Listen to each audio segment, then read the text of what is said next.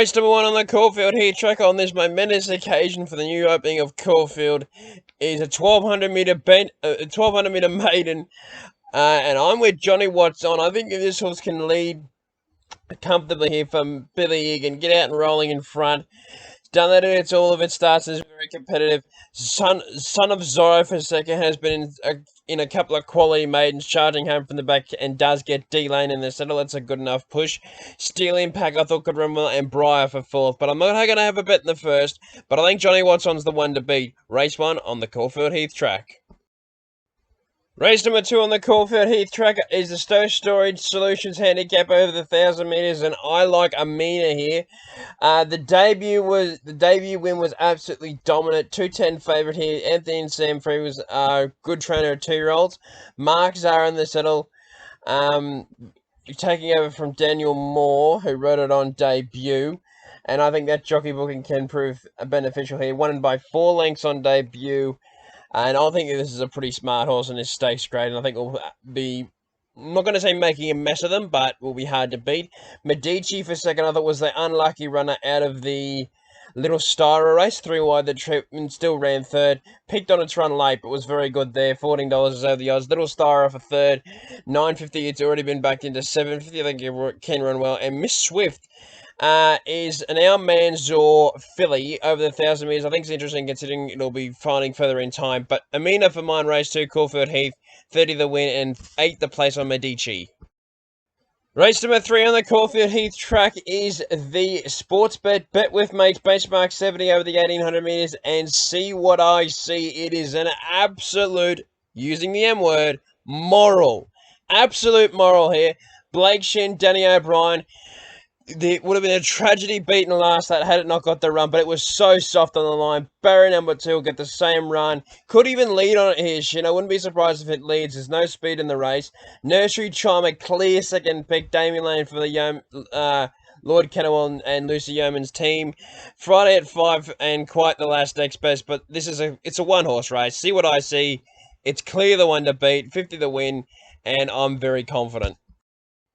Race number 4 at the Caulfeild Heath is the Tobin Brothers Celebrating Lives benchmark 64 over the 1,800 metres. And I've got Nishino Crescent on top there. I know what you're going to say. This horse has only won 2 starts, but he hasn't been far away from the money, and he's been in the money most of his starts. Got to carry the 62, Geordie Charles. And so I love the booking of Geordie Charles here, the obvious leader in the race, and I think can get to the lead pretty comfortably. If they get it in, if they find the lead and the rail, just count this horse over the line, because I think it'll be hard to beat. One last start as a $1.40 favourite, beating Slane, who I think came out and won again. Think and Fly has won again at Mooney Valley last Friday night. They ran second to Immediacy, who won a stakes race. And prior to that, ran third to Ore Sprint and Fine Rebel, who are not the best horses, but I've got a bit of an opinion of Ore Sprint. So I think that this horse can run well. If they find the lead, it'll be hard to beat. Bavaria can run well. Genrentura was odds-on favourite last start and beaten, in Zambrera next best. But no bet for mine in the 4th, but I think Nishino Crescent's the one. Race number 5, Caulfeild Heath, is the sports bet jockey watch benchmark 64 over the 1,200 metres, and I'm with Surprising on top. Thought it was between Surprising and Lynx. I'm going with Surprising because it's just the form it was in last preparation. Now, its form is a bit misleading, but if you go back and dissect it, it's got the best form in the race. Ran well over out to 2,000 metres, and its only win has come at 1,200 metres, beating Let's Get Down and Elderberry, who I think 2 very good horses. Then ran second to Enna's Dream, beating Zizoko in a good race at Sandown. Went to the Jim Maloney, wasn't beaten far. Then went to the Manifold, back in the field, but probably a race not run to sit, and the leaders kicked away and won. Well, Zardozi was close enough to win, and then went to Caulfeild in a good race that's produced winners, and then went to the Wakeful, and I thought was a good run there.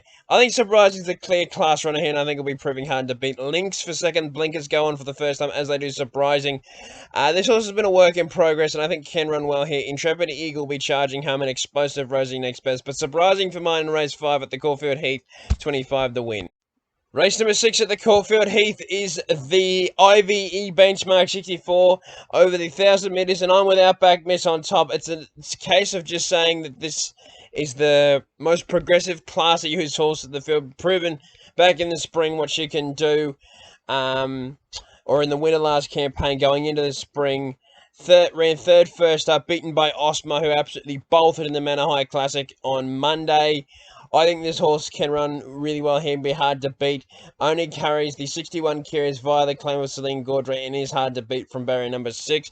Miss Aria, I thought, was the one that could run really well here for Blake Shin. First up was the only query, but has good form on the board. Bonnie Amore, back from racing in good company in town. Prior to that one, it's Maiden, Gregory, Jamie Carr. You don't see that very often. And Fragile Love, I thought, was under the odds at 420, but Outback Miss for mine. I think it's the one to beat in race number 6. Race number 5 at the Caulfeild Heath is a tile importer, benchmark 78 over the 1,000 metres and flying on a limb to be blasting at it in front and be too quick for them. Ben Mellon for Clinton McDonald's. This is a smart horse. Barrier number 4, we should find the lead and the rail first. If it gets that position, just count the cash. It'll be that far in front they won't catch it. Serene Stroke will be charging home. Third up, Hard Fit, and has a fitness advantage on Flying on a Limb, though I think Flying on a Limb is a better horse. Epic Centaur was good last start at winning at Moonee Valley, though this is tougher and has to carry the weight. And Plus Force is under the odds for mine. I'm not going to be surprised if it starts drifting, but Flying on a Limb is my second best bet of the day, and I think I'll be getting the chocolates here, 50 the win. And race out of the Caulfeild Heath opening is the Sportsbet same race multi benchmark 70 over the 1,500 metres. And I think Legend of Dubai is going to prove hard to beat here. Mark Zara in this setup with carrying the big weight. They've gone with Zara over an apprentice.